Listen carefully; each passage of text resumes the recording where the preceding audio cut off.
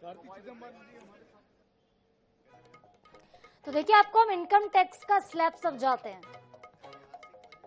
पुराना स्लैब पुरानी दर और जो नया स्लैब होगा नई दर क्या कुछ होगी। पुराना स्लैब कहता है कि 3 लाख रुपए तक पे 0% का टैक्स लगेगा। 3 से लेकर 7 लाख रुपए में 5% टैक्स लगता है। 7 से 10 लाख रुपए में 10% टैक्स लगता है, जबकि 10 से 12 लाख रुपए में टैक्स का प्रतिशत बढ़कर 15% हो जाता है। 12 से 15 लाख पर 20% तक टैक्स लग रहा था और 15 लाख से ज्यादा की आय पर 30% टैक्स का प्रावधान था। लेकिन अब जो नेट टैक्स होगा वो किस तरह से होगा ये आप समझिए। 4 लाख रुपए तक कोई टैक्स नहीं लगेगा, 0% टैक्स है। 4 से लेकर 8 लाख रुपए तक 5% के टैक्स का प्रावधान होगा। 8 से लेकर 12 लाख रुपए तक 10% टैक्स लगेगा और 12 से लेकर 16 लाख तक 15% टैक्स होगा। 16 से लेकर 20 लाख रुपए तक पे आपका 20% टैक्स होगा। 20 से लेकर 24 लाख में 25% टैक्स का प्रावधान, जबकि 24 लाख रुपए से ज्यादा की इनकम पर 30% टैक्स लगेगा। यानी कि देखिए, आप फर्क समझिए।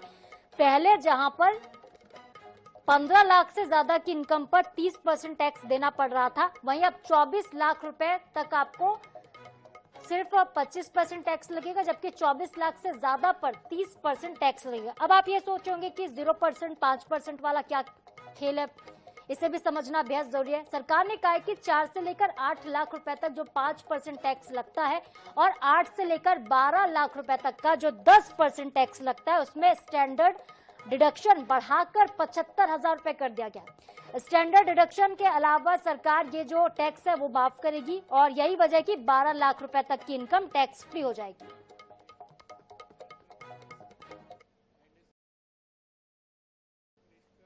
एमएसएमई को लेकर जहां तक बात की जाए तो एमएसएमई की परिभाषा बदली जा रही है। अब निवेश सीमा बढ़ाई जा रही है। अगर 50 करोड़ तक के निवेश पे हम जैसे बाहर हो जाते थे तो उम्मीद है कि अब 100 करोड़ तक की निवेश पर हमारी ये सीमा बरकरार रहेगी, पहली बात। दूसरी बात, एक्सपोर्ट को लेकर सरकार बहुत संजीदा है। एक्सपोर्ट्स हमारे बढ़ने के लिए कई कार्यक्रम अब शुरू होने वाले हैं। तो इस प्रकार से अगर देखा जाए तो एमएसएमई पर बहुत फोकस है। 1.5 लाख करोड़ रुपए का फंड सरकार ने बनाया रिजर्व, जो सीजीटी एसएमई से हम लोगों को लोन मिलेगा। तो देखा जाए 5 लाख तक के जो ऋण है क्रेडिट कार्ड के माध्यम से माइक्रो इंडस्ट्रीज को प्रदान किए जाएंगे।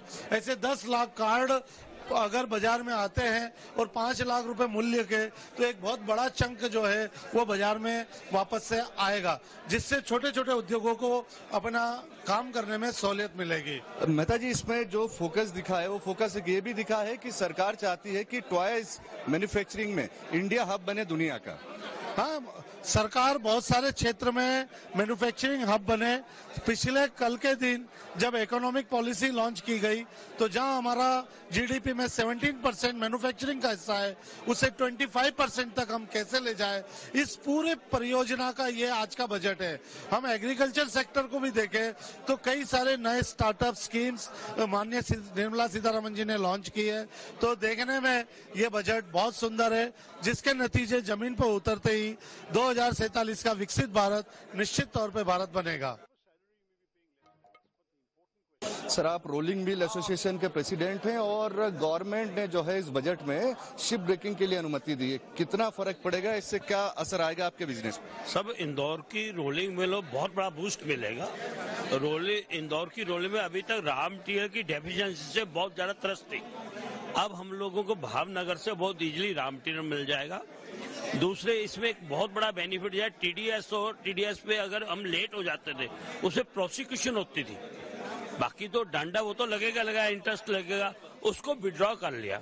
अदरवाइज मैं एक ही शब्द में बोलूं कि इस पर छप्पर फाड़ के सरकार ने दिया, इंडस्ट्री को भी, मिडल मैन को भी, हर किसी को दिया, लिया किसी से कुछ भी नहीं है। खासकर एक बहुत बढ़िया हिंदुस्तान में, मैं बेसिकली पंजाब से बिलोंग करता हूँ। पंजाब को कैंसर स्टेट बोला जाता है। वहाँ हर घर में 1-2 कैंसर पेशेंट है। उनकी जितनी मेडिसिन है उस पे इम्पोर्ट ड्यूटी बिल्कुल खत्म कर दी। बहुत बड़ा बूस्ट है साहब एक कैंसर पेशेंट के लिए। उसको जो मेडिसिन मेरी सिस्टर को 1-1 लाख के इंजेक्शन लेते थे, उसमें 70,000 की कस्टम ड्यूटी थी, अब वो 30,000 का मिलेगा। मतलब कोई ऐसा पॉइंट नहीं जिसके ऊपर क्रिटिसाइज कर पाए। माता जी ने छप्पर फाड़ के दिया है, सबकी माता जी है वो, निर्मला माता जी।